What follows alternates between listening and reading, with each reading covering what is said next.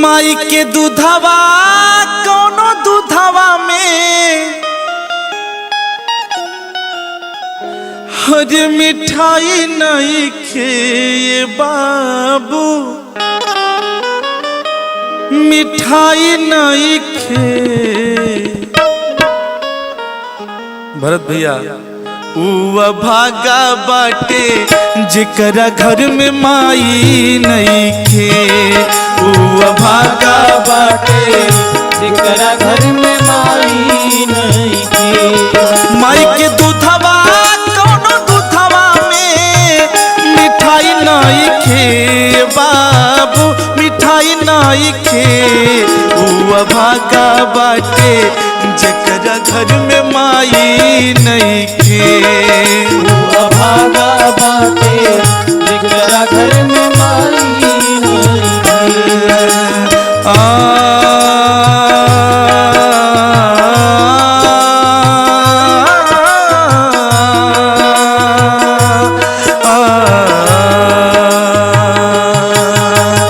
पास बुलाती है कितना रुलाती है, पास बुलाती है कितना रुलाती है।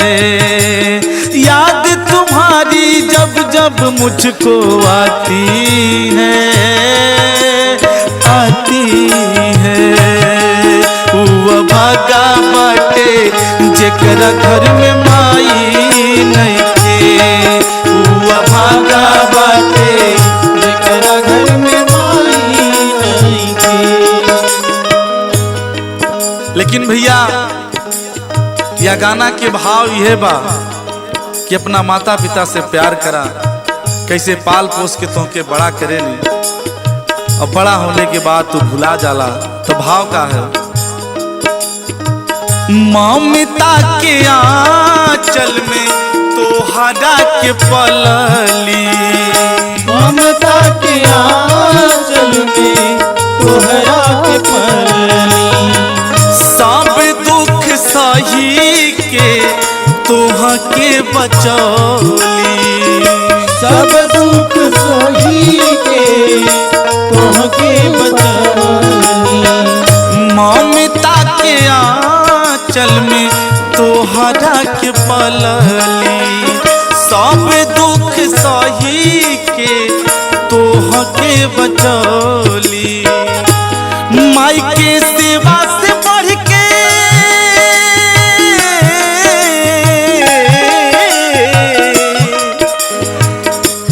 माई के सेवा से बढ़ के कोनो तक कमाई नहीं के बाबू, कमाई नहीं के।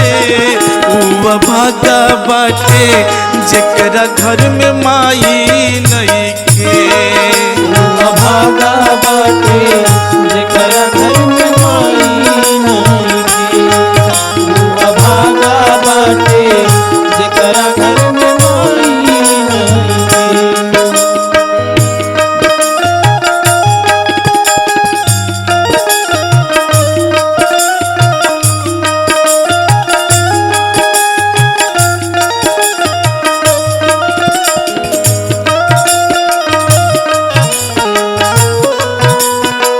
कैसे सब छोड़ देला।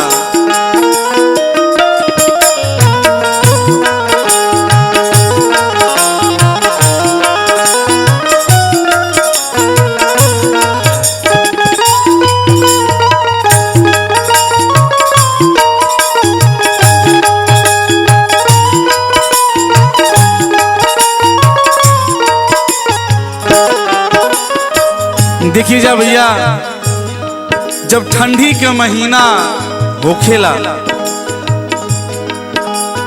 जब उहे लड़का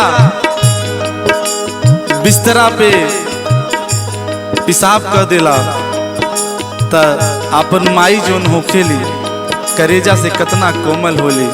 दुनिया के सबसे बड़ा योद्धा बाड़ी माई। तो माई अपने वहाँ गील स्थान पे, ठंडा स्थान पे, ठंडी के महीना में गीला स्थान पे सो जाली भैया, और लड़का के सुघर जगह जौन सुखल स्थान रहेला वहां पे सुलावे लिपरे बाद लोग माई के कैसे भुला जाला। भाव का है जौन माई 9 महीना अपना पेट में रखेली वह माई के कैसे लोग भुला जाला।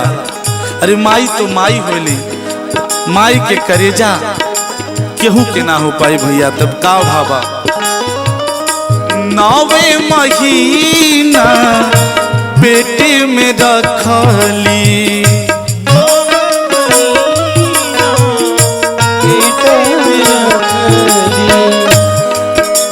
9 महीना पेट में माई रखेली।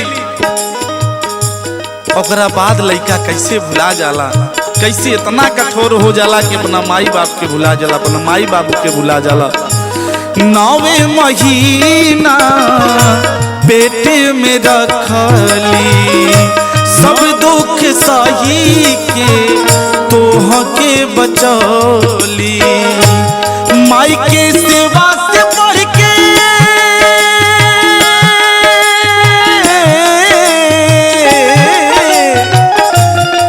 माई के सेवा से बढ़ के कोनो कमाई नहीं के बाबू, कमाई नहीं के।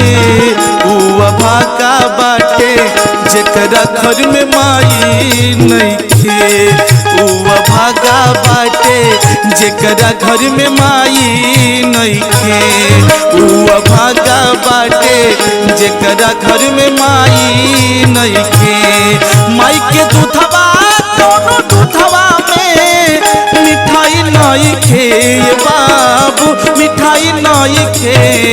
उ भागा बाटे जेकरा घर में माई नहीं खे, उ भागा बाटे जेकरा घर में माई नहीं खे, उ भागा बाटे जेकरा घर में माई